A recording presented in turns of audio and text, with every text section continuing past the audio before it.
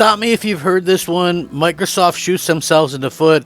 I think a lot of these things that are coming out or leaking out are actually because there's people within the Xbox organization that absolutely don't want this kind of stuff to happen. So, I am found myself sort of in this weird situation where I'm scratching my head and I'm thinking, what the hell is wrong with Microsoft? I don't really get it. Maybe somebody can explain it to me. Explain it to me like I'm an idiot.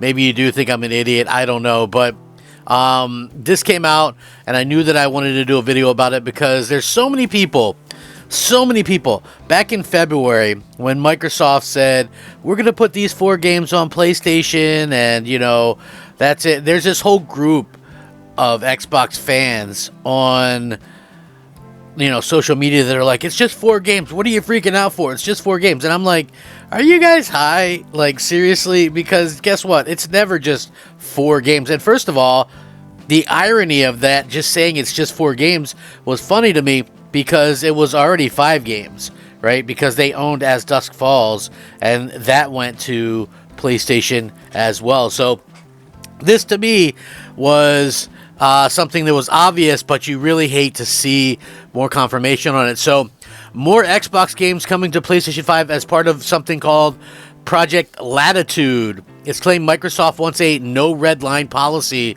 for which games could actually release for the PlayStation console, meaning that even Halo, Gears, Forza, whatever. I know there's people out there that go, well, they'll never put Halo, Gears, and Forza on there. Well, nope. No red line means no red line. Anything could go. So, while it's already had a strong foothold on rival platforms thanks to bestsellers like Call of Duty and Minecraft, Xbox recently announced plans to bring additional titles to PlayStation and even Nintendo Switch with Pentiment, Hi-Fi Rush, Sea of Thieves, and Grounded. According to a new report from Windows Central, this new multi-platform push is codenamed Latitude internally. According to them, Jez Gordon says, and I quote, more upcoming Microsoft-owned games slated for PlayStation are already being developed. At least for now, they're potentially obvious games you'd most likely suspect. However, nothing should be ruled out. From what I've heard, Microsoft is pushing for a no red line for what games could come to PlayStation, and it all revolves around CEO Satya Nadella and CFO's Amy Hood mandate to increase every department's margins.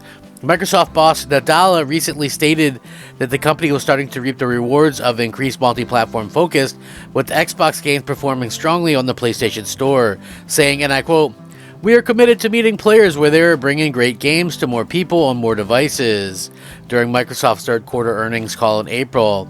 Xbox has reportedly weighed the idea of releasing Gears of War, Flight Simulator, the next Doom game, Starfield, Indiana Jones for rival consoles, and Xbox boss Phil Spencer really said he wouldn't ever want to rule out any game coming to another platform. So, I mean, this was very, very interesting to me because obviously Phil Spencer got up on stage and said, oh no, not Starfield, not Indiana Jones. I mean, obviously later on he's like, well, any game. I wouldn't really say, no game's impossible.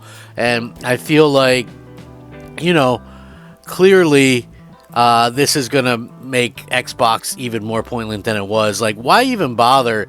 My point is this. Why even bother with more hardware if you're just going to put all your games on PlayStation, right? And I know some people might go, well, Game Pass. I mean, congratulations, okay? You say Game Pass, but, I mean, that realistically means, it helped kill Xbox. I mean, let's just be real. People not buying games is kind of crazy.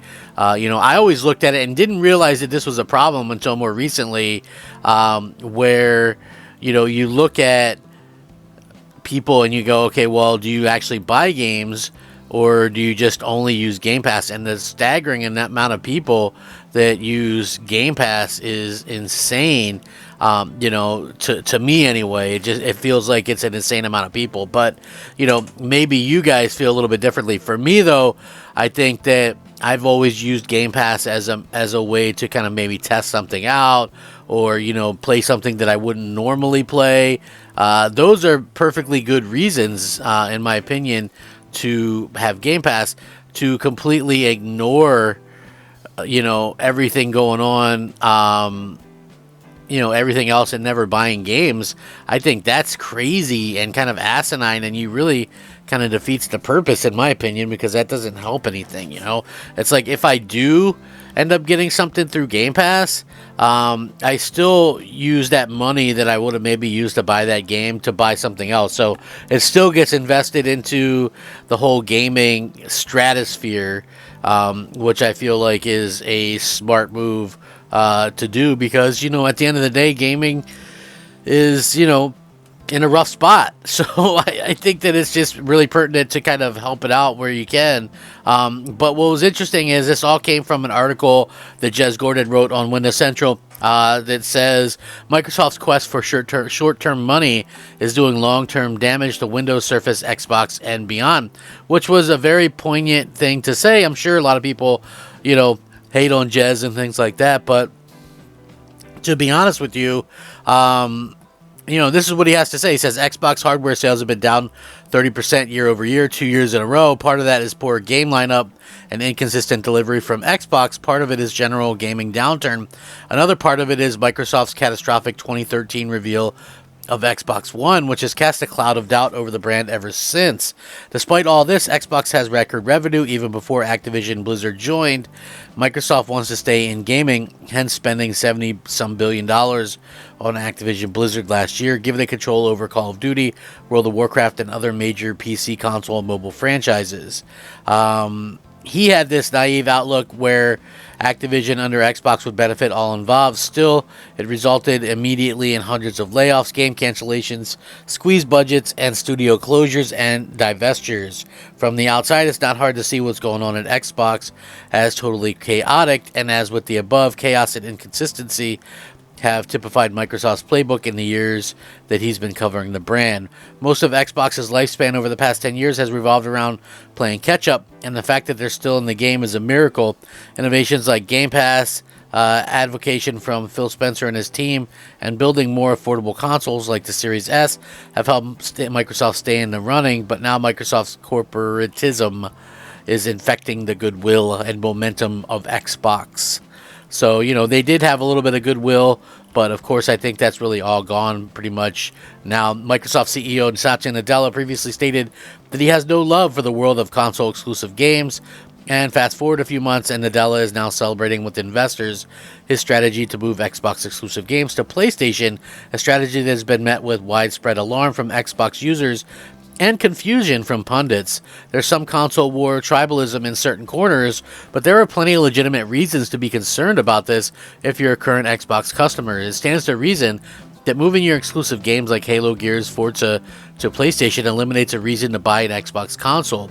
If you eliminate reasons to buy an Xbox consoles, you're once again handed the keys to your future to other platforms, a problem Microsoft has right now with Google and Apple.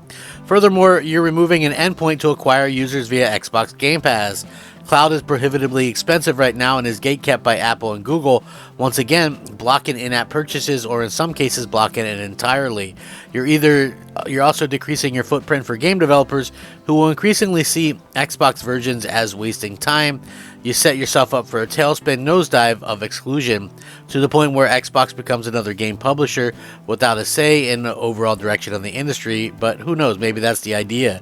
The plan to move Xbox games to other platforms is codenamed Latitude, and there is some debate and unease at Microsoft about whether or not this is a good idea, but more upcoming Microsoft-owned games slated for PlayStation are being developed, so we'll see. I don't think any of this sounds too good in my opinion, but I'm very curious to hear what you guys think. I think it's Microsoft trying to kill their own hardware, but we'll see. Thanks for watching. Rack 'em up. Crap Gamer out.